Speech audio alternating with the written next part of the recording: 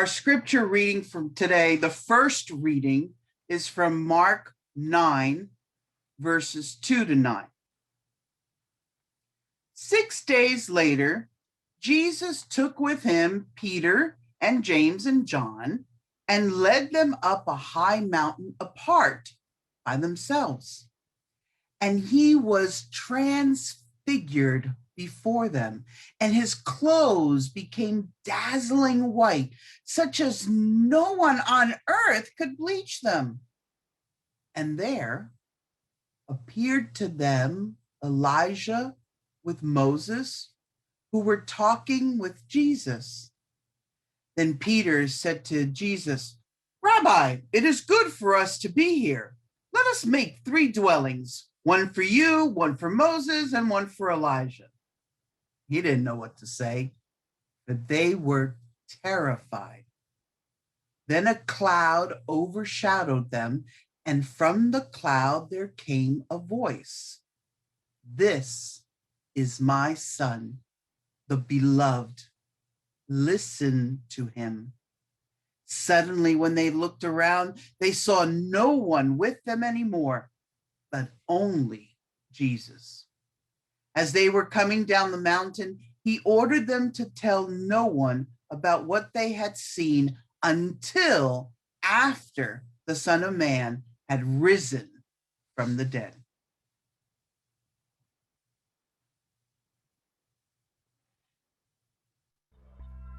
Transfiguration by Malcolm Geet. For that one moment, in and out of time, on that one mountain where all moments meet, the daily veil that covers the sublime in darkling glass fell dazzled at his feet.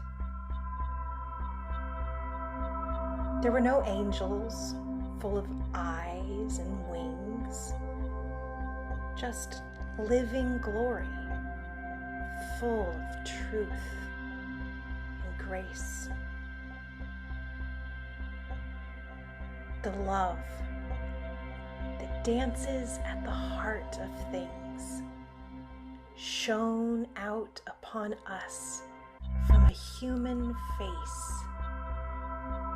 And to that light, the light in us leapt up. We felt it quicken somewhere deep within. A sudden blaze of long extinguished hope trembled and tingled through the tender skin. Nor can this blackened sky, this darkened scar, eclipse that glimpse of how things really are.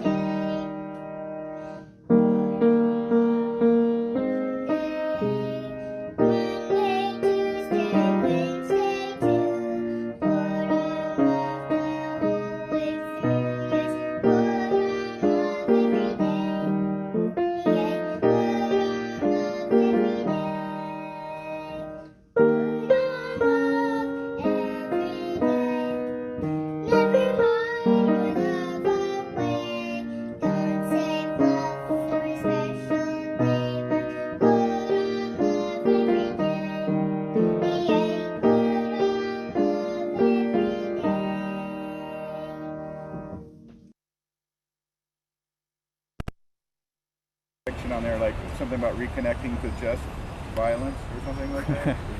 Reconnecting to nonviolence. Oh, to nonviolence. Yeah. Okay. What is nonviolence? And I mean, Jesus was throwing stuff over, and people are like saying, "Heal me," and he was like, "Get out of here." He was like violent with his words and stuff like that. I don't know.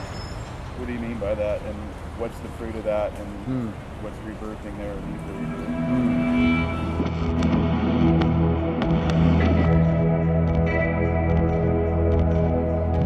I lean quite heavily on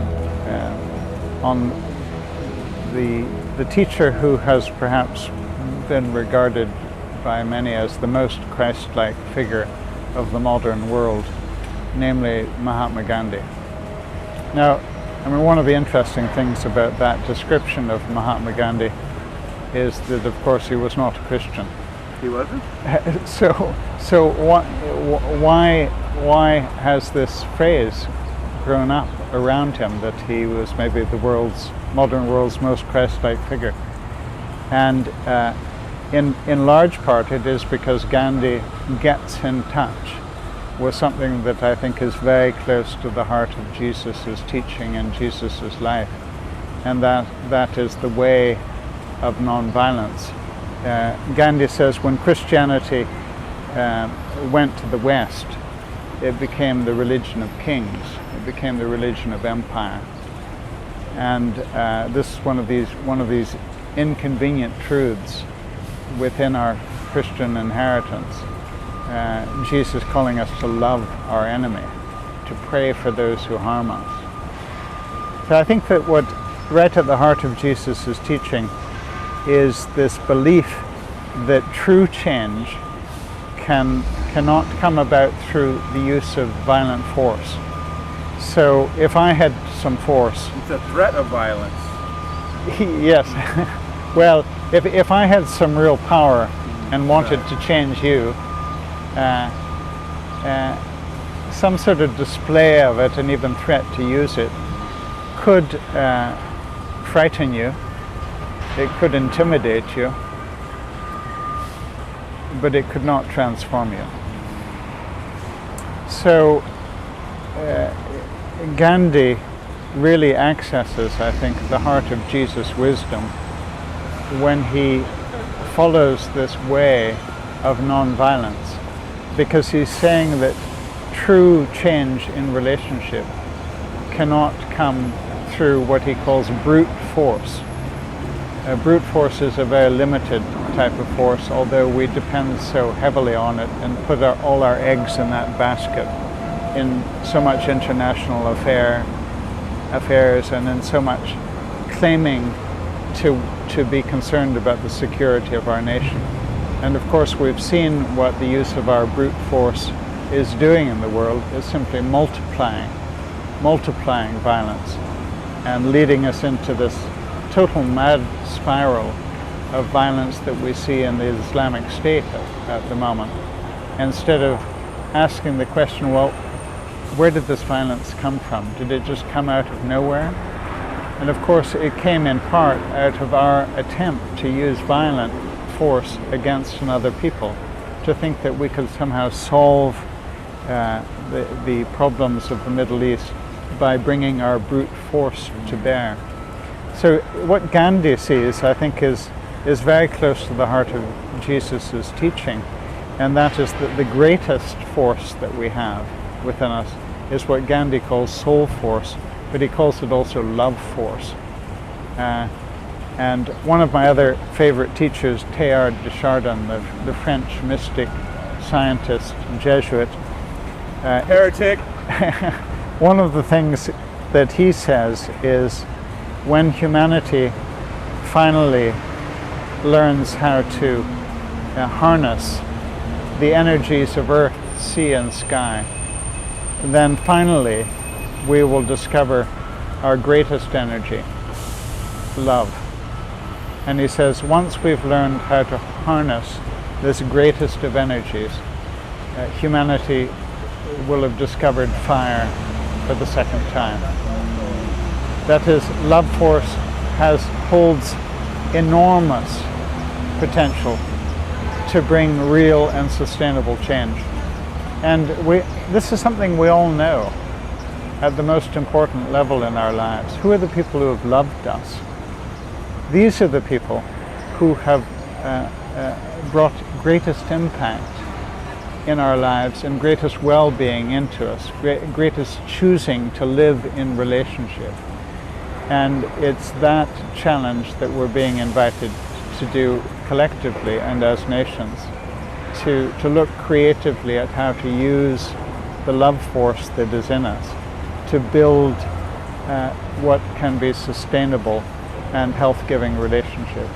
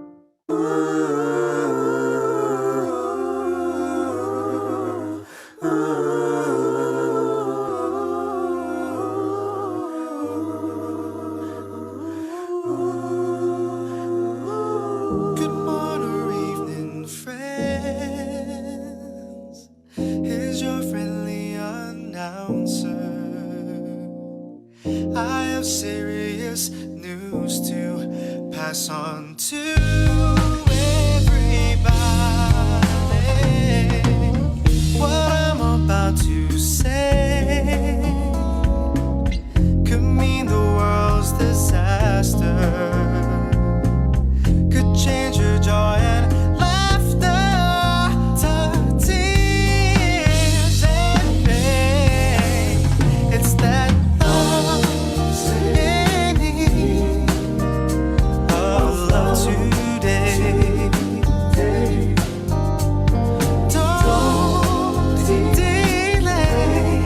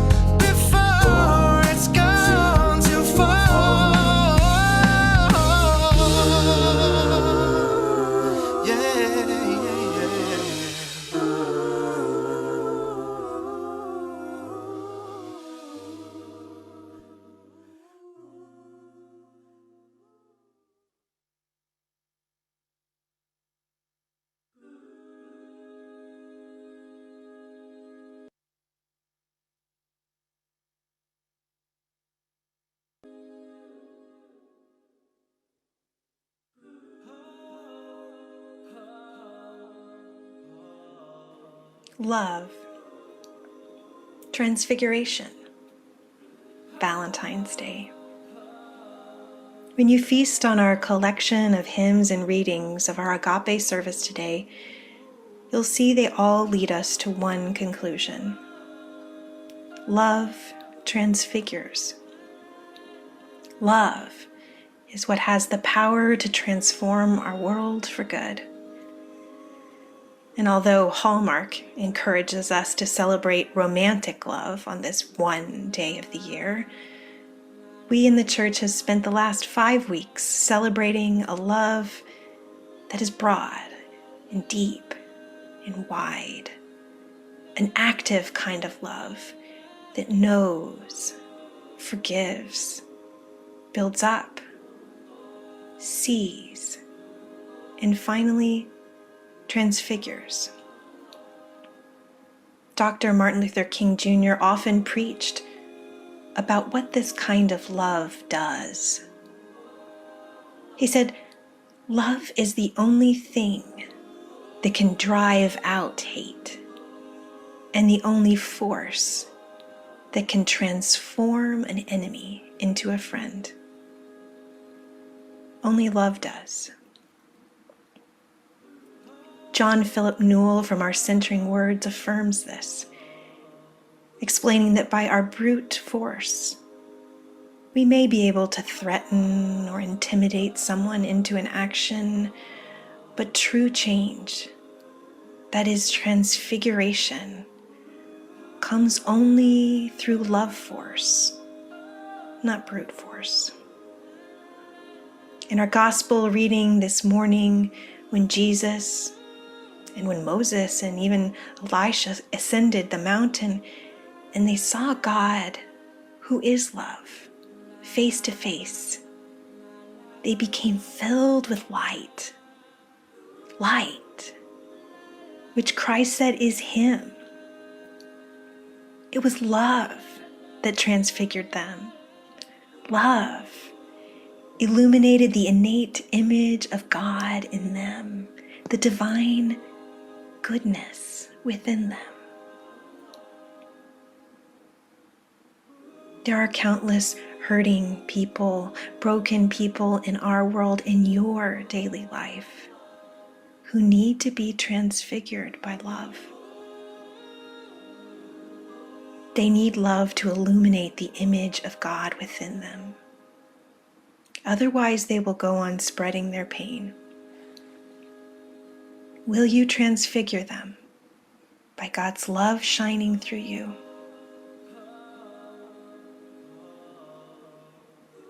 God's seas roll with plastic, and God's skies choke with smog. All of creation begs for love, from furry creatures to schools of swimming ones. Will you transfigure creation by God's love shining through you?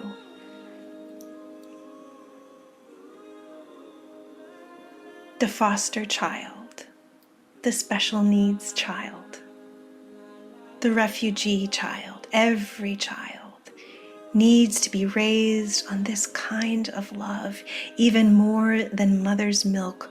Will you transfigure the young people you meet by God's love shining through you?